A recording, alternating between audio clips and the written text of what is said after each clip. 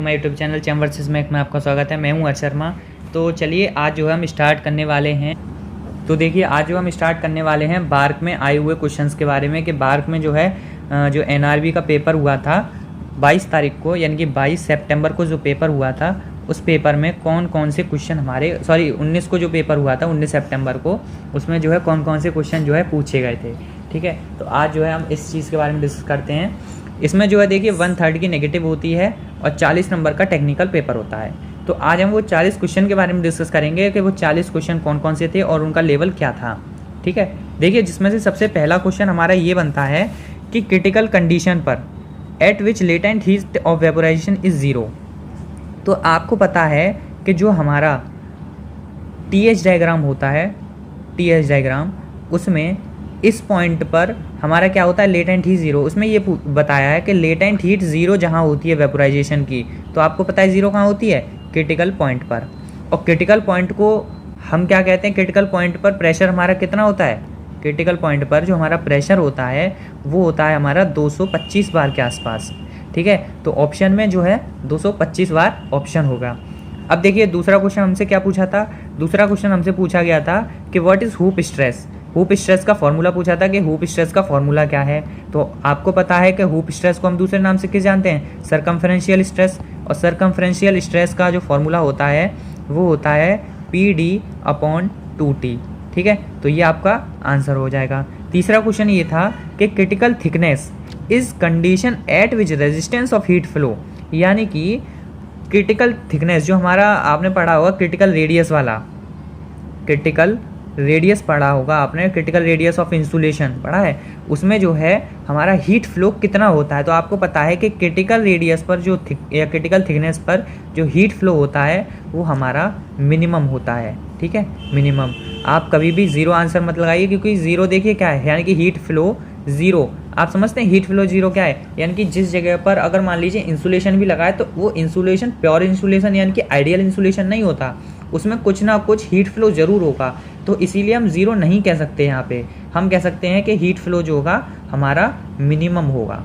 ठीक है, तो आंसर हो जाएगा मिनिमम। चौथा हमारा क्वेश्चन था कि all axial flow compressor degree of reaction.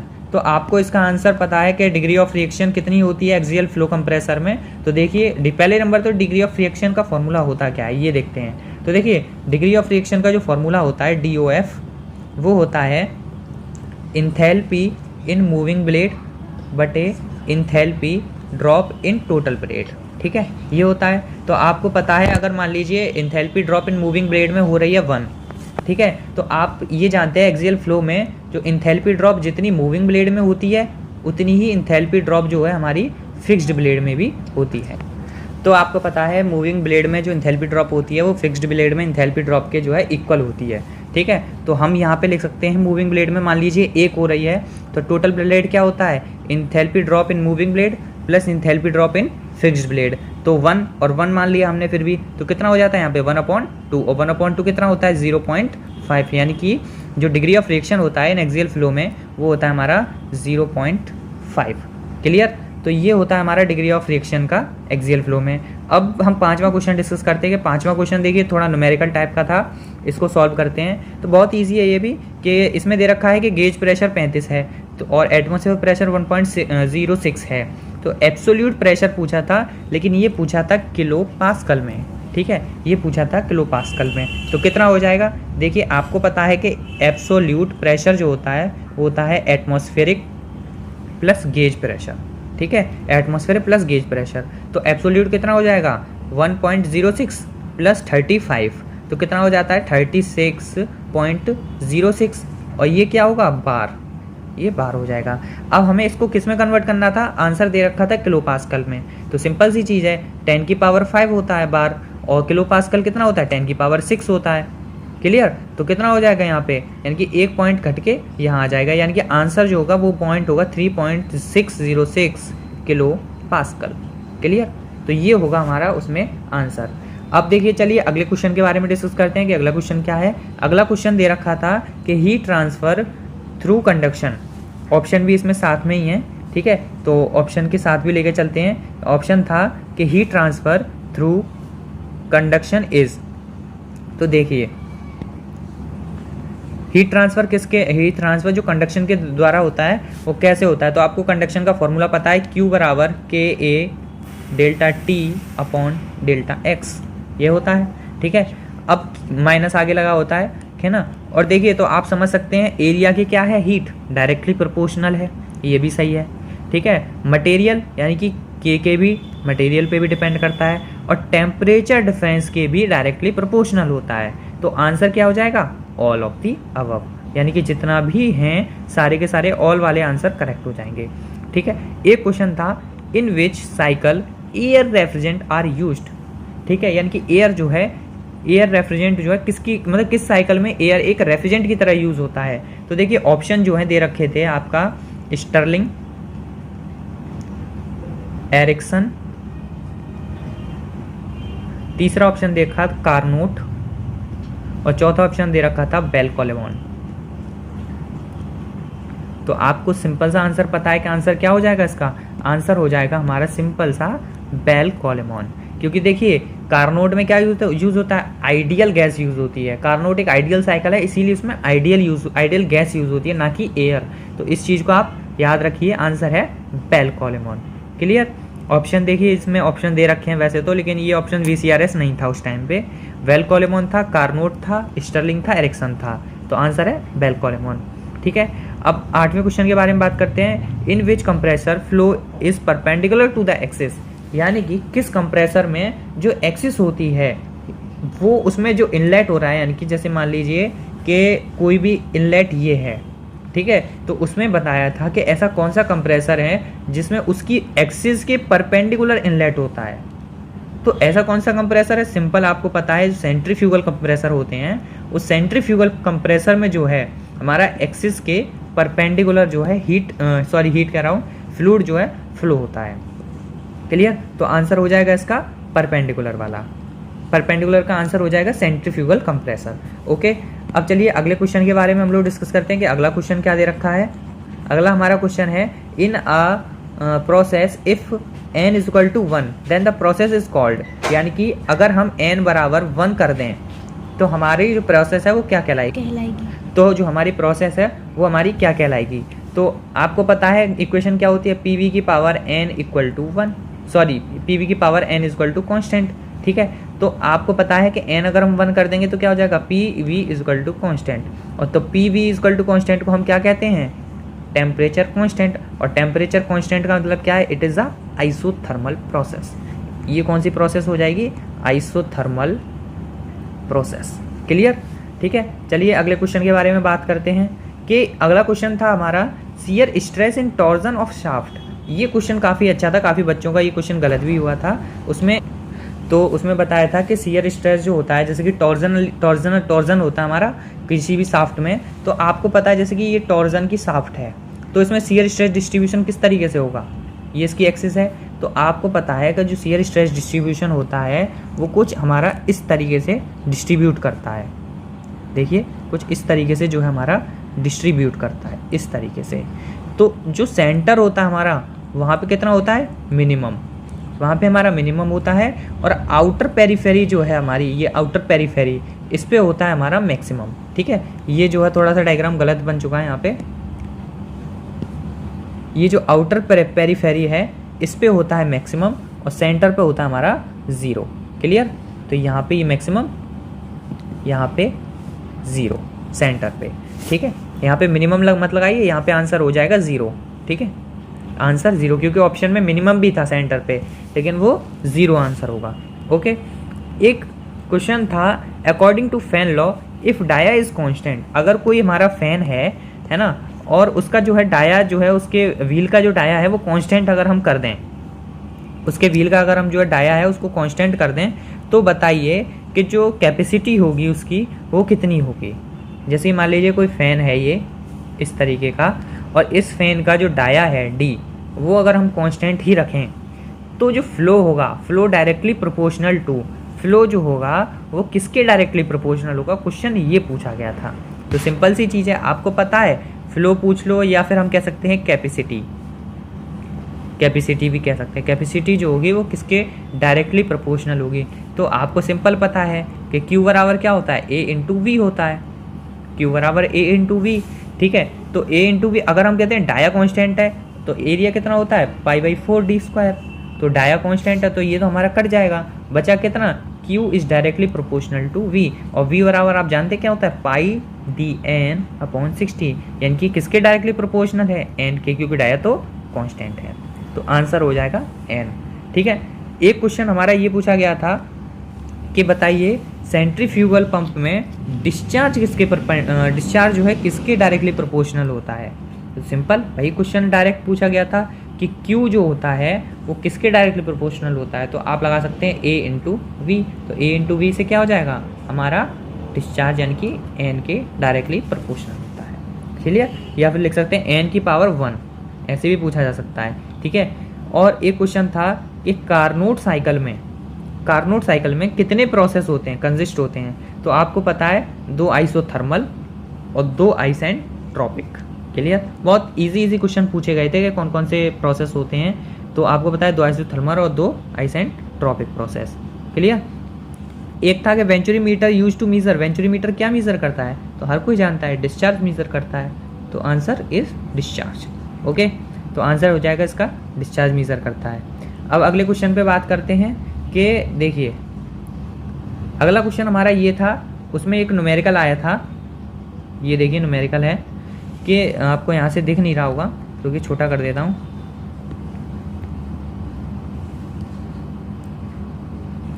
तो देखिए इसमें जो है क्वेश्चन दिखाई नहीं दे रहा, लेकिन मैं आपको बता देता हूँ पढ़ के कि क्वेश्चन जो है क्या था। Angle between two forces is 120 degree, यानी कि दो फोर्सेस हैं, ये हमारे दो फोर्सेस हैं जिनके बीच का, यानी कि एक P है एक Q है, इनके बीच का जो एंगल है वो है 120 डिग्री, ठीक है। और जो जो हमारा जो रिजल्टेंट है वो परपेंडिकुलर है टू द स्मॉल फोर्स, यानी कि कोई भी, ये हम अगर छोटा वाला फोर्स मानते हैं तो इसके परपेंडिकुलर है R, क्लियर। और हमारा जो लार्ज फोर्स है वो दे रखा है 40, तो हमारा देखिए इसने कहा है कि छोटे फोर्स से परपेंडिकुलर है, यानी कि हम इससे मान रहे हैं छोटा, यानी कि ये कौन सा है स्मॉल, और लार्ज हमारा दे रखा है कितना है 40।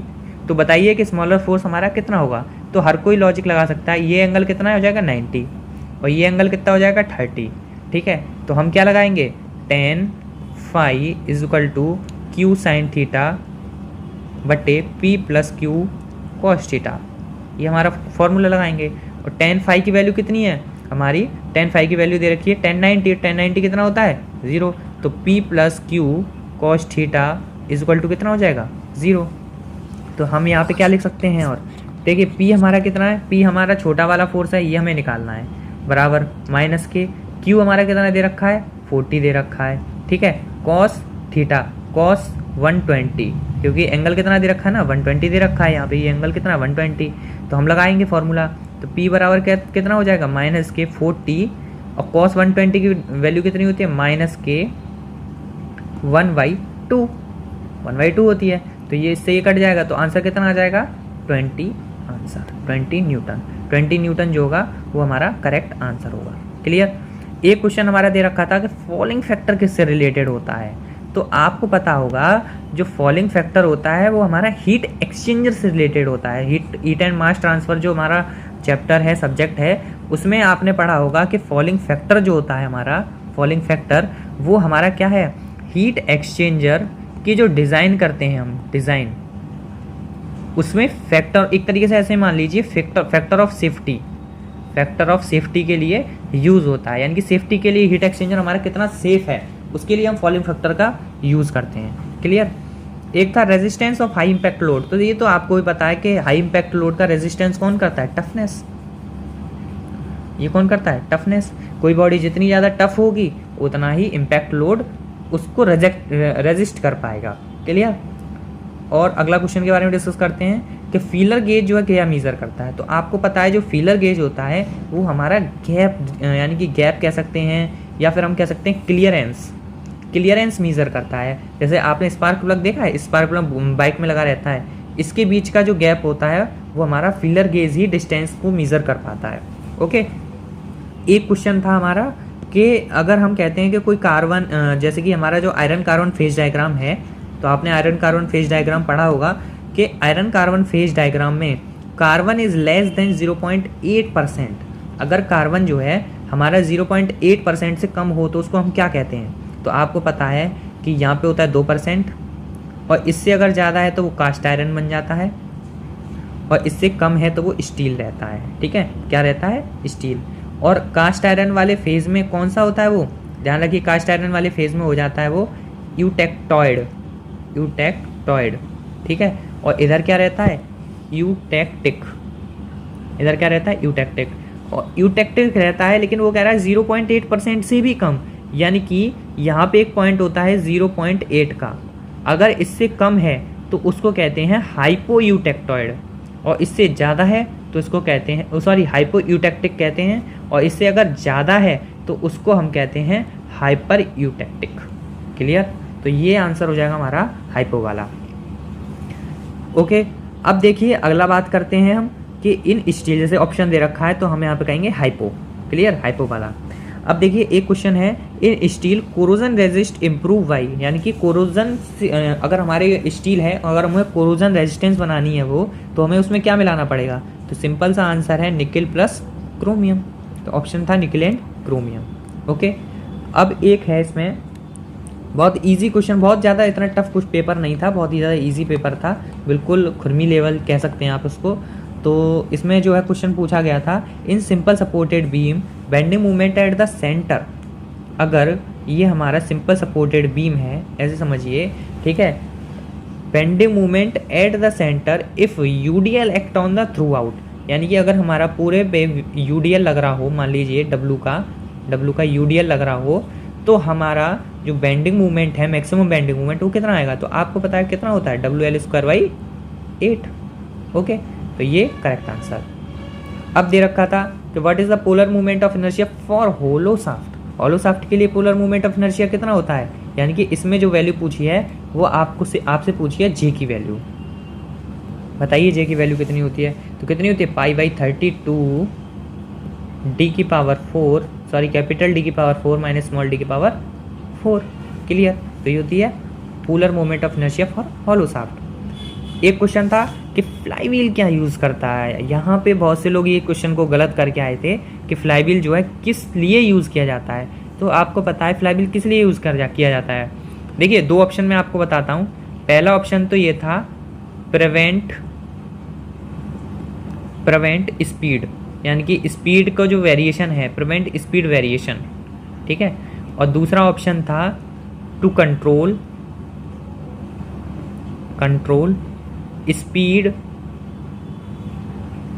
बाय चेंजिंग लोड, यानी कि लोड के वेरिएशन होने पर स्पीड का चेंज होना, या फिर हम कह सकते हैं सिर्फ स्पीड का, एंड इंक्रीज फ्यूल कंजप्शन, यानी कि फ्यूल के मतलब फ्यूल का कंजप्शन बढ़ा के या घटा के हम जो है लोड में अगर हमारा वेरिएशन हो रहा है तो हम फ्यूल का कंजप्शन बढ़ा के या घटा के स्पीड को वेरी करते हैं। और एक था कि सिर्फ स्पीड को चेंज नहीं होने देते, उसको स्टेबलाइज करते हैं। तो जो ऑप्शन था ना वो था स्पीड वेरिएशन वाला, यानी कि ऑप्शन सी उसमें था, वो है करेक्ट आंसर। क्योंकि ये वाला जो है ये काम कौन करता है? ये काम करता है फ्यूल मतलब फ्यूल की वेरिएशन को कम या ज़्यादा करके। कब? जब लोड चेंज होता है, पहले लोड चेंज होगा फिर हम फ्यूल चेंज करेंगे, फ्यूल चेंज करने से फिर हमारा स्पीड जो है चेंज हो जाती है। तो वो काम किसका है? वो काम है गवर्नर का, वो फ्लाईव्हील का काम नहीं है, वो गवर्नर का काम है। ठीक है, तो आप समझ गए होंगे आप ऑप्शन कौन सा वाला सही है। अब देखिए अगला क्वेश्चन है व्हाट इज कंप्रेशन रेशियो, यानी कि हमारा जो है कंप्रेशन रेशियो का